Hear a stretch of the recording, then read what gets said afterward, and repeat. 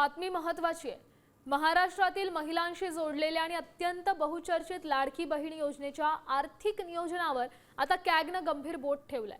योजनेच्या अंमलबजावणीत बजेटचा अंदाज आणि खर्चाच्या नियंत्रणात मोठ्या त्रुटी राहिल्याचा ठपका कॅगच्या अहवालात ठेवण्यात आलाय।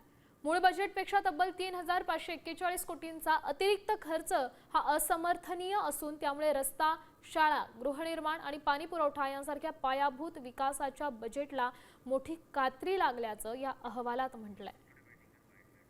योजनेवर जवळपास 33,237 कोटींचा खर्च झालाय आणि बजेटपेक्षा अधिक झालेला हा खर्च असमर्थनीय असल्याचं कॅगनं म्हटलंय।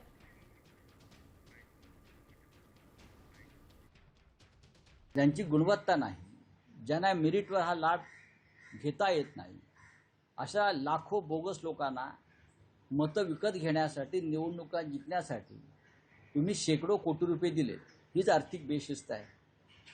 आता काय करणार आहात तुम्ही सांगा ना।